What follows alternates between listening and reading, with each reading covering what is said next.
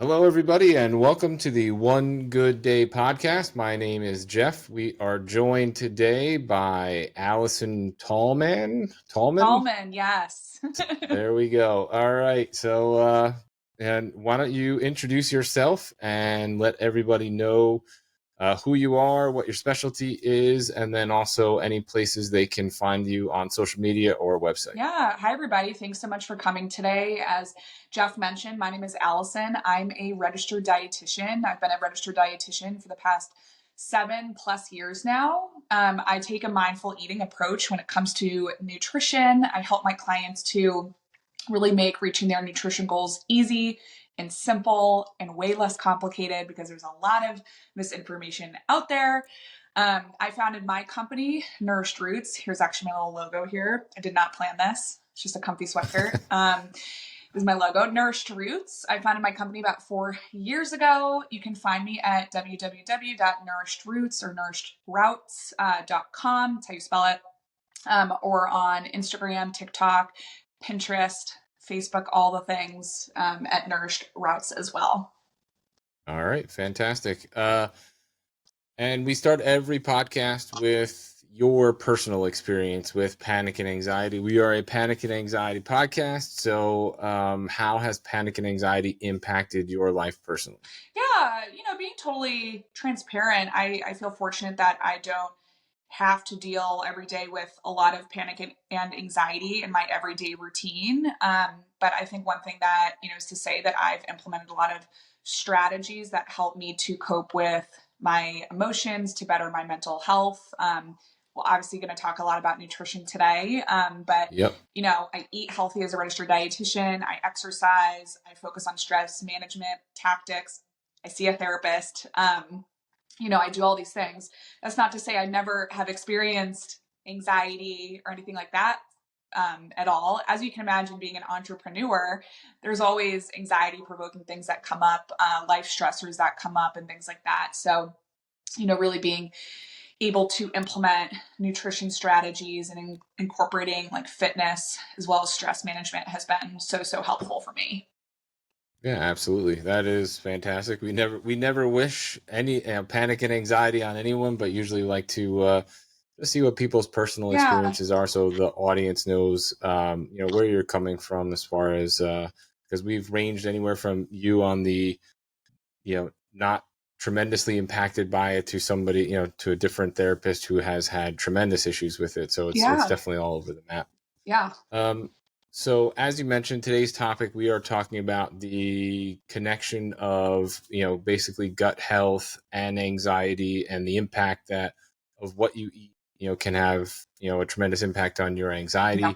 So why don't we start with that quick overview of how gut health is connected to anxiety and as well as mental health in general. Yeah, I'm sure many of you have heard of the term gut health. It's something that is like so trendy out there right now. I see it all over TikTok, for example. Gut health is like this trending topic, and I think a lot of people don't know enough about it. They think that maybe it's just that you're going to like feel less bloating in your gut or maybe reduce fat in your gut and things like that, but it actually is so much more beyond that. And the way we can look at it is that there's a lot of research that's come out there, and it's called the gut brain axis. And what you can think of this as is a direct channel from your gut straight to your brain, where the neurotransmitters, if you picture just like a communication system between the two, what they're doing is connecting with each other and signaling each other. So when you are nourishing your gut and improving your gut health, you're therefore likely to improve what is happening in your brain. And research shows that when you have a healthier gut, you are more likely to have less anxiety and less depression, for example. So it's a pretty So fascinating let's process. So let's define what we're actually talking about as far as gut health. Are we talking about the foods that you put in there? Are we talking about the bacteria that's in there? Like what specifically is defined, as gut Yeah, health? it's kind of both of those actually. So really what the process is, not to get, too sciencey on everybody, but basically what we eat, it impacts the bacteria that's in our gut. So in our gut, we have a ton of bacteria called the microbiome, and there's going to be good and bad bacteria. Bacteria, though, is not a bad thing. People think of bacteria maybe being like bad. There's a lot of good bacteria, and what food does is essentially feeds that good bacteria, and it promotes the growth of that good bacteria so that we have more of the good and less of the bad. So if you think of that connection, it goes food, good bacteria, and then to your brain, that everything's happy down in your gut, and therefore reducing the incidence and risk of anxiety. Okay. And then when you hear about terms like bacterial overgrowth in your gut, that's usually the bad bacteria, I would assume. Yeah. Mm-hmm. Okay. And are there specific foods that are more likely to cause that bad bacteria than others? Yeah. The westernized diet is for sure something. So the westernized diet is what we typically think of as maybe being like the bad diet or the diet not to follow. It's a diet that's high in refined carbs, fried foods, greasy foods, sugar, candy, junk food, things like that. That is really what's going to kind of upset that balance. So all the good stuff that we want to eat is stuff that we shouldn't eat. As a dietitian, I eat that stuff too. I'm not saying you can never eat it. It's really about what you are doing a majority of the time. Making sure you're choosing foods that promote that good bacteria most of the time. And when we say the words refined carbohydrates, other than the refined sugars, does that also mean like white rice, potatoes, bread? So if you had to recommend, I personally am a lover of carbohydrates. So if you had to recommend which carbohydrates to eat that are best, because a lot of times, a lot of the research you see says carbohydrates are good for anxiety, but I would assume it's the right one. Yeah. So if you had to recommend a top 3 as far as sources of carbohydrates that are, and you don't have to limit it to 3 if you have more, but what would be your best recommendations for the best carbohydrates to eat to stay away from that bad bacteria? Yeah, so carbs are not a bad thing. People put carbs into a bad category because people think carbs will make us gain weight and feel bloated and things like that. But when you're eating the good quality carbs, also known as like complex carbs or whole grains, that is actually what is going to be doing the feeding of that good bacteria and the promoting of that good bacteria. So things like quinoa, oats, and brown rice, for example, are all things that essentially will help that good bacteria. And that's because they have more nutrition in them. I want to challenge you on the brown rice, because there's I guess some recent research that says brown rice is actually worse than white rice because of the sheath on the brown rice, and your body can't digest it and process it. So do you have any thoughts on that? Yeah. Not to get off on a side tangent here, but while we're here, I'll ask that question. Yeah, I looked up research on it because I have seen some, my clients every day, they get to ask me questions like this, like they see on social media, that there's no strong evidence towards that right now. There's a lot, I'm sure there's a lot of just like buzz every single day about nutrition out there. And the thing about brown rice right now, there's no research out there that shows it's worse for you. Okay. Yeah. And then one other, I guess, popular carbohydrate that's been put in the healthy bucket would be sweet potato. Any thoughts on that? As long as it's not sweet potato fries, any thoughts on just like traditional baked sweet potato? Yeah. It's so funny. I don't know when this came out that sweet potato was thought to be so much healthier than regular potato. I tell my clients we're going to put them in the same category. I think sweet potato and regular potato, they're kind of a middle area. They're not bad because they do have fiber and other nutrients as long as you're eating the skin. In terms of sweet potato, though, I put sweet potato on the same level as regular potato. My clients can eat them and enjoy them, but not making majority of your meal be from that. Okay. Yeah. And not to continue this carbohydrate, but I have one more carbohydrate question, and that's peas. Because recently I discovered there's a company that makes yellow pea pasta, and it's just yellow peas. There's no other ingredients. So do you have any stance? It's actually pretty good.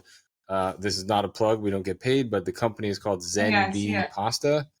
And it's just made out of yellow peas, and it's actually really tasty.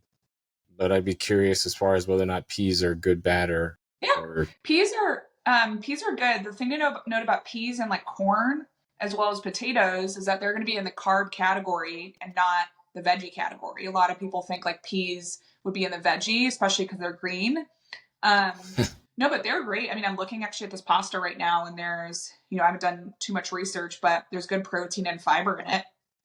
So yeah. peas can definitely be included. And really, it's that fiber that's actually really going to be feeding your good bacteria. So that's what you want to aim for.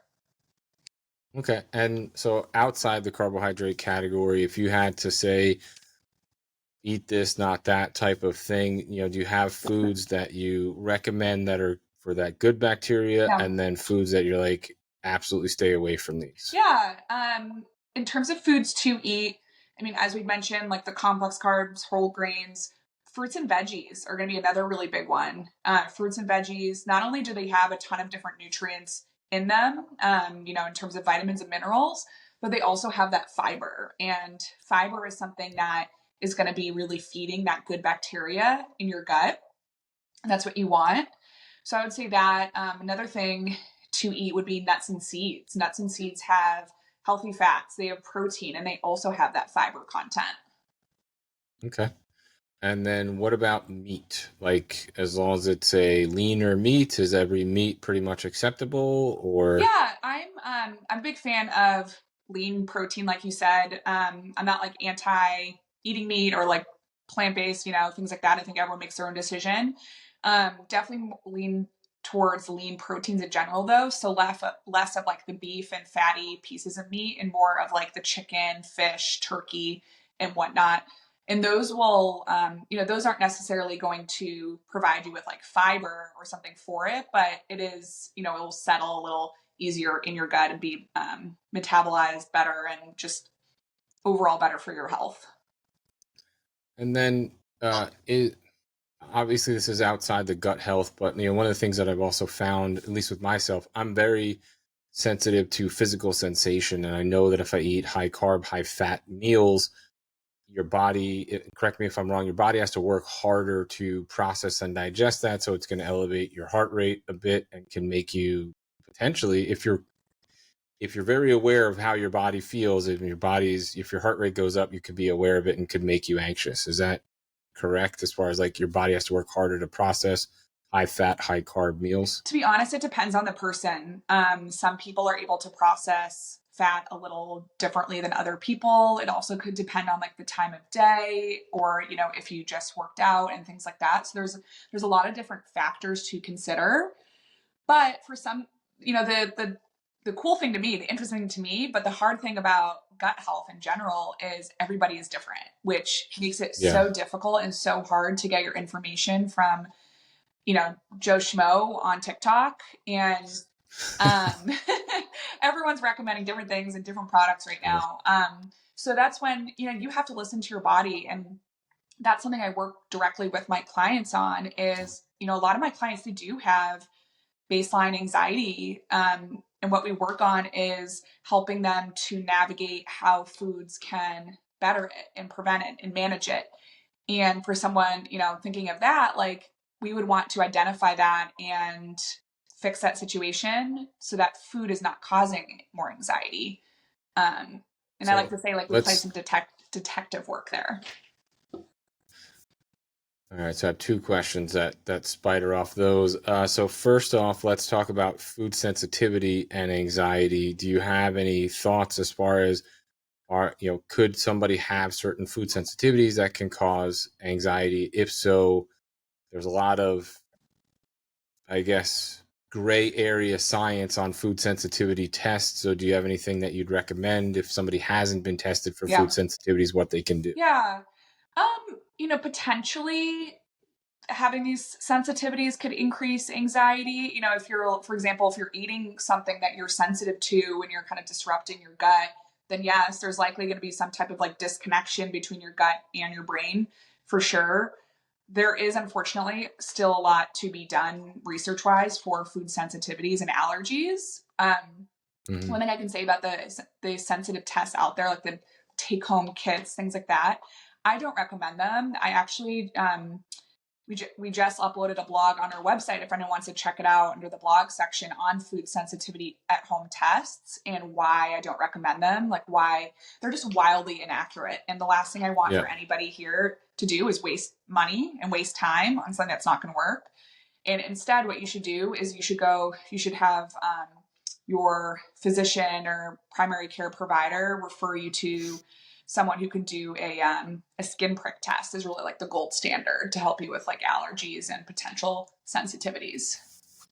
Yeah, you can find an allergist or immunologist that'll be able to do those for you as a qualified professional. Mm-hmm. And that leads me to another public service announcement. Do not get your physical health or mental health advice from TikTok. Speak to a professional yourself. A lot of times, unfortunately, people are getting lost in providing advice for the masses to grow their following on TikTok to build their businesses like anybody else, and it's not always applicable to you. So just a quick PSA in there for that. PSA yesterday on my Instagram, so I'm on the same page as you. Well, unfortunately, there's like my primary job is in marketing, and there's so much more research these days that the younger audience, younger generation is using TikTok as a search engine. So, I mean, Google's bad enough as far as finding misinformation and bad information, but TikTok's worse. Yeah. I mean, there's no TikTok is wild, wild west. I could go on there right now and say, hey, I'm Jeff, a licensed nutritionist, licensed physician. I don't have to be. And TikTok isn't going to police it. So you just have to be really careful. Yeah. But circling back to the topic at hand. So let's say, I do have anxiety. Are there foods that you recommend that have certain nutrient panels that may be helpful for anxiety? Like obviously there are certain supplements out there, magnesium, omega-3, and a few others that are good for anxiety. So are there certain foods that you would potentially recommend that if I am anxious that may help me to alleviate some of that? Yeah, I mean, outside of the big food groups and foods that we've mentioned, omega-3s are strongly recommended for people with anxiety because omega-3s they're very strongly researched for brain health in general. And research shows not only actually isn't going to help your brain, but it's going to help your heart health, which is, cool that you're doing both of those at the same time. You can get omega-3s through food. Before anybody just starts taking a supplement, I do recommend talking to your provider. I think like on TikTok and things like that, it's not talked about enough about overdosing on a supplement. Like if you can overdose if you just start a vitamin D supplement without talking with someone. But I would say in general, omega-3s and B vitamins as well are something, B vitamins, there's a ton of B vitamins under that category that have been shown to help with anxiety. And again, I'm not your provider, so I can't tell anyone you need to start this. So I recommend speaking with someone first, but those are certainly things to explore. Yeah. And it's definitely, information out there as far as foods that are high in that, and always start with that. And if you really feel that you have a deficiency, blood test, go to your doctor, get tests done. I personally recently found out that I was B12 deficient, so I had to go on shots and some of that. So if you don't eat certain foods, dairy, beef, certain things like that, you can develop some nutritional imbalances which will impact anxiety. So in your experience, which nutritional imbalances or deficiencies have you seen to be the most associated with increased levels of anxiety? I think the biggest ones I've seen are people who don't eat enough omega-3s. So that's, you get omega-3s through like fish, such as salmon or tuna. You can get it in like chia seeds or walnuts. People vegetarians or vegans, or people who are dairy-free, like lactose intolerant reasons, who they're not consuming enough B12, which B12 is something that you can get checked in your lab work. And then the other one I would say is vitamin D that I see a lot of the time. Yeah.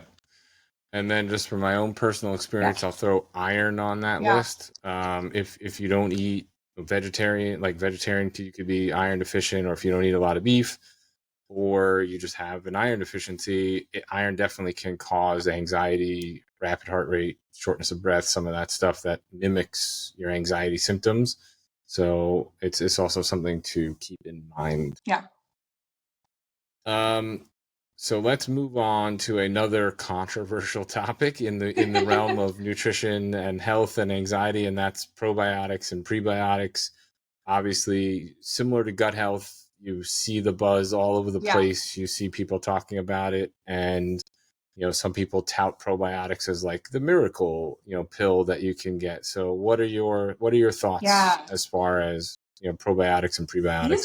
They're so trendy, and it's so funny. People swear by them, and I see influencers and celebrities promoting them all the time, and they have no scientific background to be talking about them. Thing about prebiotics, I say 1,000% don't waste your money. Prebiotics are found, it's a food for bacteria. That's what it is. The word pre, it's like the starter fuel, I like to say to my clients. That's literally food. You can get prebiotics through just eating a well-balanced, nourishing diet. So I'd say definitely don't waste your money with prebiotics. Probiotics, it depends on the person. I think most people do not need probiotics. I think it depends on your current gut health situation in terms of how your gut is feeling. Do you have any underlying conditions? Do you have IBS, for example? Things like that. But I think that most people want to take something like a probiotic and just have it fix them. And yeah. Well, especially people with anxiety, they're looking for anything that they can take that's relatively benign with minimal side effects that may fix their anxiety, and probiotics aren't the answer. Yeah, and instead of focusing on that quick fix or putting that Band-Aid, that's when focusing on food and what you're putting into your body is really important. That's where it comes in. It's so important, and focusing on that to decrease your anxiety can be way more impactful than a probiotic. And the last thing I'll say too is that probiotics, there's just so much limiting research out there about it, and it's just not well studied. Yeah, and another personal anecdote, I currently dealing with some of my own health issues, and I recently saw a gastroenterologist for something, and I actually asked her about it, and she basically said there's not a lot of evidence. The only situation that people are fairly aligned on as far as probiotics are concerned is when you're finishing a round of antibiotics.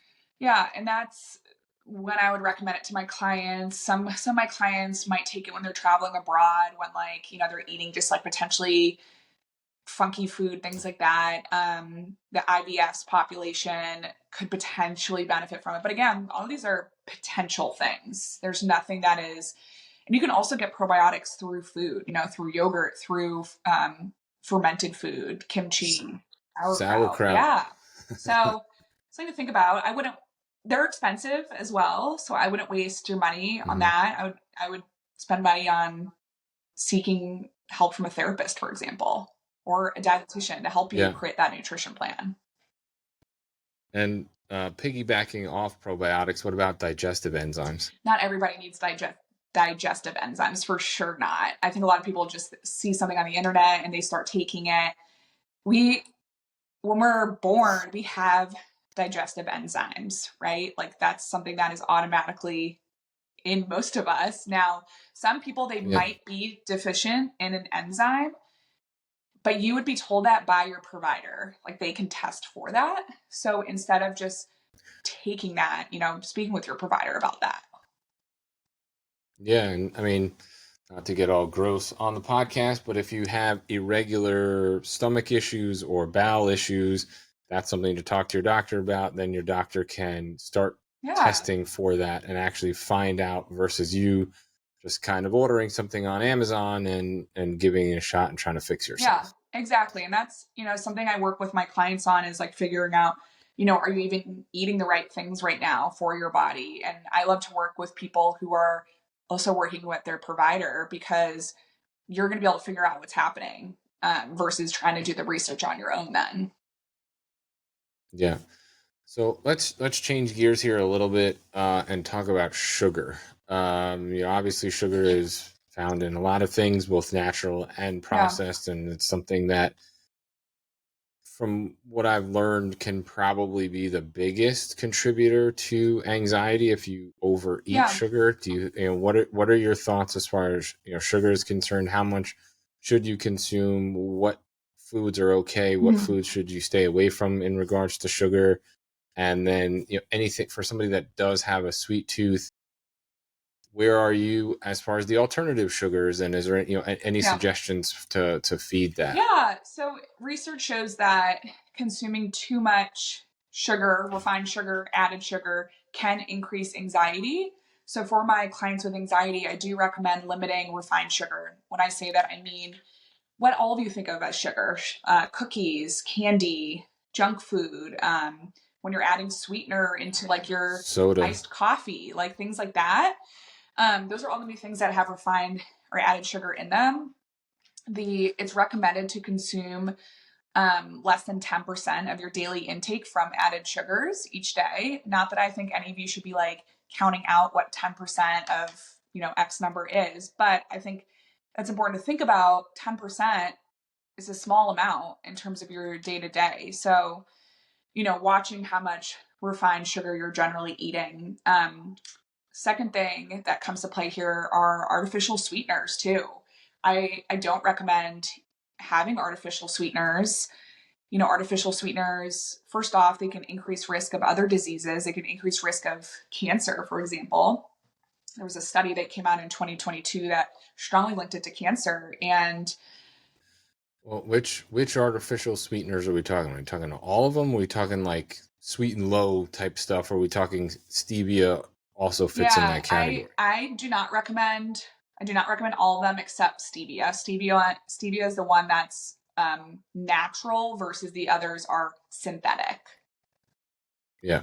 So I think there's a couple, like, what about, like, I think there's a couple of other natural ones. Yeah, Monk there's fruit monk would be fruit. You another think of one. like, monk fruit is another one that's considered okay. But again, like I think there still needs to be more research on the ones out on all of them out there.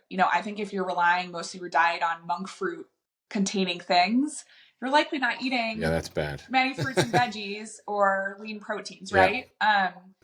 Now, in terms of like, okay, do I need to completely avoid these things? I'm realistic when it comes to nutrition. Like, if you're having your one creamer each morning that has a sweetener in it, I don't think that's going to make or break your day. Again, it's what you're doing the majority of the time. So think about, how can I get in more lean protein? How can I get those fruits and veggies in? And less so focusing on, what not to eat. Yeah, if you're eating a lot of processed sugar, soda, that kind of stuff, I mean, those are some things that you can cut down. I mean, Yeah. soda or any sugary drink should be the first thing that goes. I mean, there's Yeah. plenty of alternatives out there. And then, and it doesn't have to be overnight. So if you are somebody who eats a lot of sugar, you probably feel a tremendous difference if you slowly reduce that amount of sugar you're eating and replace it with healthier For sure. foods. Yeah. So, let's talk about some other nutritional tips in regards to, a lot of people lead busy lives. Yeah. They have work and they have kids and they have travel and they have all types of things. So, tips for people that are living that busy life, and things that they can do to take care of their gut health and their nutrition while it's still being Yeah. convenient, I guess would be the best way to word that. Yeah. So I work primarily with busy professionals and busy parents, and I see every single day how little time those individuals have to actually eat nourishing food. And especially for those of you who maybe don't love to cook, or don't love to grocery shop, for example. So the biggest thing that I can say for those busy individuals is having things ready. It can be the most impactful thing, because having things ready to grab, ready to pop in the microwave, things like that, that are nourishing, because you're more likely to eat nourishing foods versus if you don't have something ready, you're going to grab the boxed mac and cheese or the frozen meal or something, and because you're not going to have time to think about it. So when I say that, have things ready, I mean, you can, if Meal it's prep. possible, meal prep. And meal prep doesn't need to look a lot of people think meal prep needs to be these like 5-hour long ordeal where you have like 30 containers. It does not need to be that complicated. It's all about finding really easy strategies that work for you in your routine. It can be, maybe you're just meal prepping, like cooking the chicken, like the protein for the week, for example. Yeah. In terms of like snacking, that's huge. If you're busy parents out there who, I like to joke with my clients, they're like Uber drivers for their kids, like driving them around, picking them up, things like that. Like having snacks that are going to be nourishing and fueling for your body and optimize your health to reduce anxiety is one of the most important things. And, even on my website, for example, I have a snacking guide called Snack Your Way to Success that has a lot of these positive gut health snack options that are filled with fiber that I keep talking about, so that you can really fuel and energize your day, because that's what you need to make it through each day, right? We all need energy. We also need more time, but we need lots of energy. Absolutely. And can you share that website one more time that people can find it? Yes, www.nourished with an ED, ROUTES.com, nourishedroutes.com. And they can find that in the blog. It is just on the homepage, that snack guide. Yep. Okay, perfect. Awesome. All right. So let's move on to a couple of other things. Let's talk caffeine. I personally have been dealing with anxiety for the better part of 20 years. I probably have not put caffeine in my body in 10. There are definitely times where I wake up and I am dragging ass, and like most normal people have a cup or two of coffee, they get the engine running.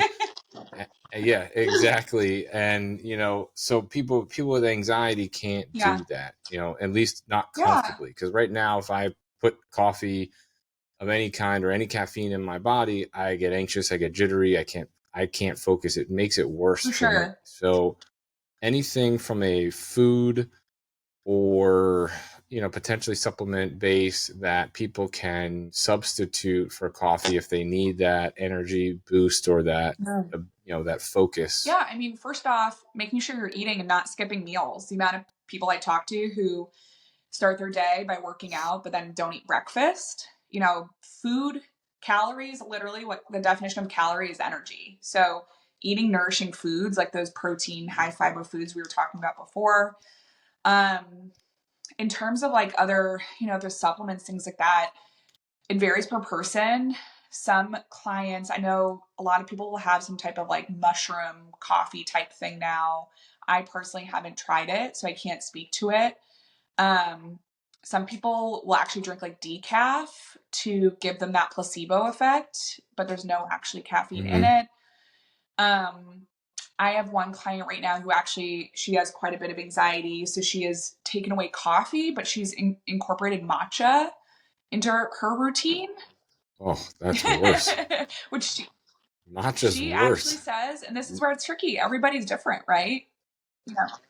I mean, the only thing in matcha that I would think could help balance that out is the L-theanine that'll be in matcha that wouldn't be in coffee, but matcha has like twice the caffeine of coffee. Caffeine in it, but for her, it doesn't make her anxious. So, the thing that I recommend to all of you is finding what works for you. Yes, you can get information from the internet, you can get information from me, but we have to figure out what's going to work for you, because you're going to be different than the next person. And for those of you out there with anxiety and think, oh, maybe I'll give matcha a try. If you're going to try that, start with green tea and a small amount of it, because green tea is going to be basically matcha light. Exactly. Matcha is a very concentrated form of green tea.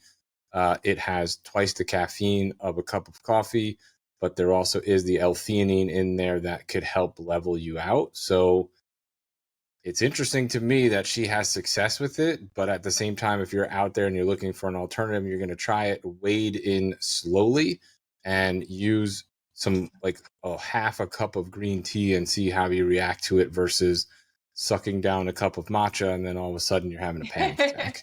Yes. So just some friendly advice out there. I mean, like, I don't know how people with anxiety have a tendency to latch on to whatever they can that may help them. So sometimes people are really eager to try new things to see what what may help them. So I just want to try to give people some friendly advice as far as, so they don't wind up having a Yeah, panic no, attack. for sure. Green tea was actually my last recommendation too. A lot of my um, clients, they do well with that. And honestly, even just incorporating some type of, the biggest thing like that, when you think of people drinking coffee in the morning, is incorporating some type of routine that grounds you and gives you that type of grounding sensation. So even some type of like herbal tea could be really helpful as well. Yeah, I found that ginger tea Yeah. helps me. They make some great flavors of it, mango ginger and like vanilla Yeah. cinnamon ginger tea, and so it's a good, like, ginger does have a little bit of that energy focus type of effect to it, and you're not going to get like the caffeine jitters Yeah, from it. for sure. So let's talk also about supplements. I know Yeah. everybody's different, and we don't want to commit to like everybody should try this, but do you have specific supplements that you recommend? Number one, that could be alternatives to like a Xanax type of thing. So like for me, I'll take CBD or magnesium or omega-3 if my anxiety level is at like a Yeah. 3 or a 4, and I'll save Xanax for when we get to like Yeah. that 7 or 8. So do you have any supplements that you may recommend for anxiety, or B, you recommend in general because most people may be deficient in Yeah. X?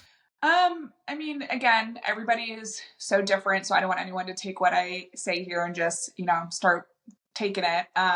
But in general, like omega, for my clients with anxiety, omega-3, magnesium, potentially vitamin D. I always want to look at, if they're eating meat or not and how they're getting their iron, because a lot of people are actually deficient in iron and that can impact anxiety as well.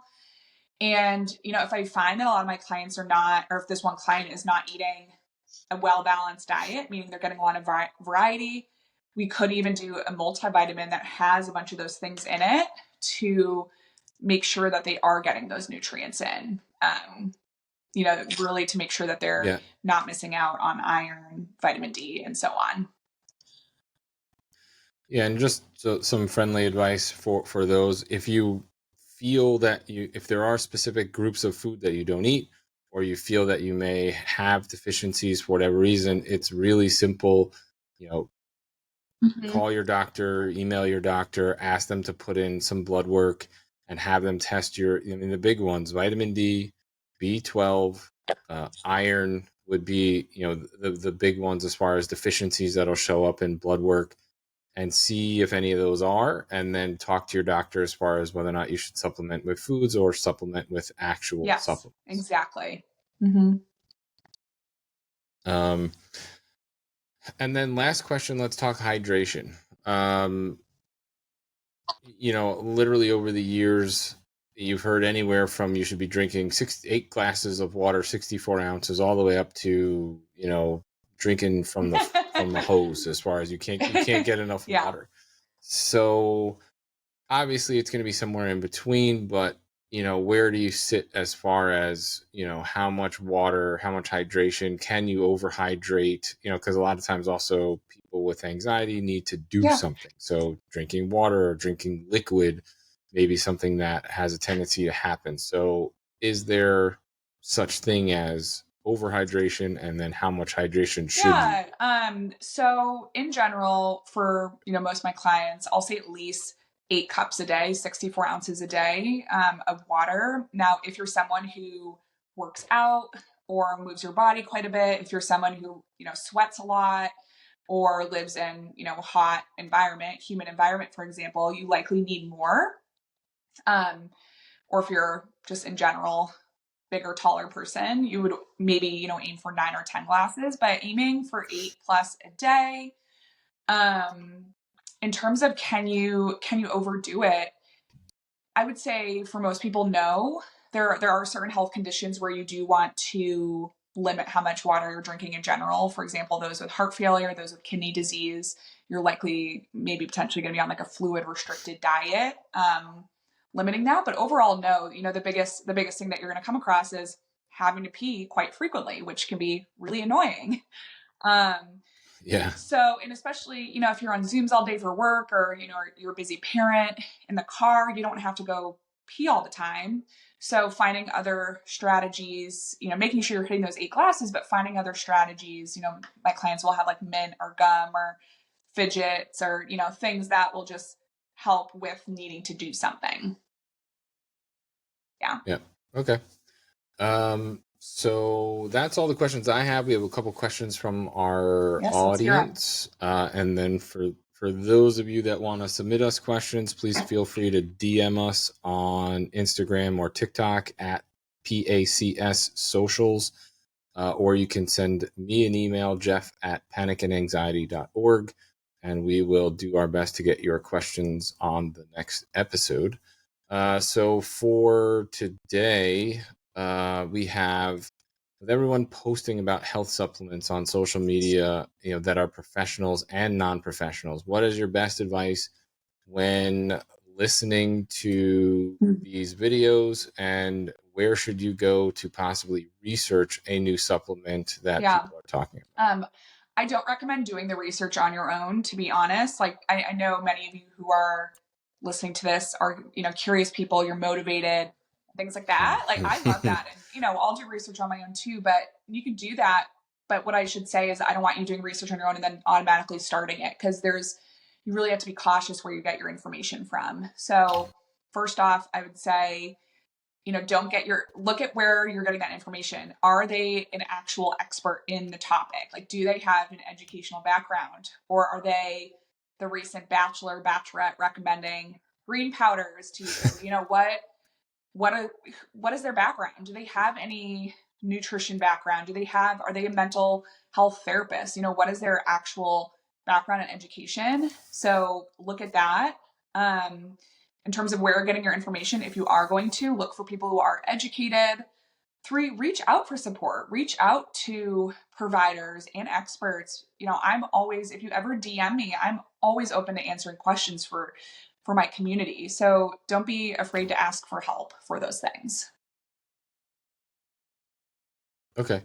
Yeah, unfortunately, people with anxiety, Google is both a blessing and a curse. So, you will get the most Googling out of this audience Yes, I know. of But that's anybody. why I said, make sure you are actually looking up who you're getting this information from, right? Like, don't get it from a mom blog where they're just giving their own recommendations. You can take those recommendations, but don't do anything harmful for your health or make your anxiety worse.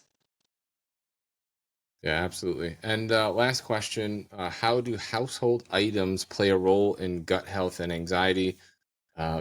Most people don't realize everyday items such as body wash and candles can affect their gut health. What do you think about To be this? honest, I'm not an expert in that. I'm an expert in what we put into our body, not necessarily like onto our bodies. Where does that sound? On it. So I'm not a professional in that area, so I don't want to, speak falsely or anything. I know one thing I will say is there is actually quite a bit of research that still needs to be done on that topic, and on those specific nutrients and things that are going, on you, shampoo, etc. As weird as that sounds. Yeah. Yeah. So, make sure you're getting your information from reliable resources.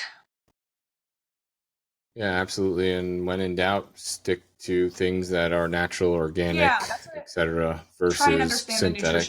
the nutrition label, the label of the product. Can you understand what the ingredients are in there, for example? Yeah. Does it have 42 syllables? And if it does, that's more than likely synthetic. Okay, we're going to wrap up. Thank you so much for your time. Once again, let everybody know where they can find you. And we always close the show with give out your best piece of advice for people dealing with anxiety.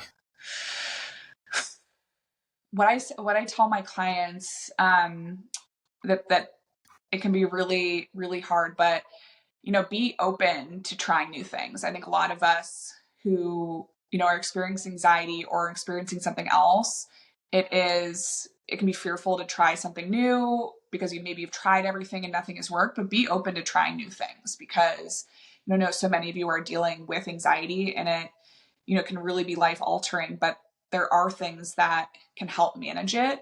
And so I always say that to my clients is let's be open to try new things. So I would say that. And then in terms of where you can find me at Nourished with an ED, Roots, ROUTES. You can find me online. You can find me on Instagram. If you DM me on Instagram at Nourished Roots as well, then I'm happy to send you that high fiber snack list as well. Fantastic. Thank you so much today, Allison. It was a pleasure Thank you for having you on. having me, and it was so good to meet everybody.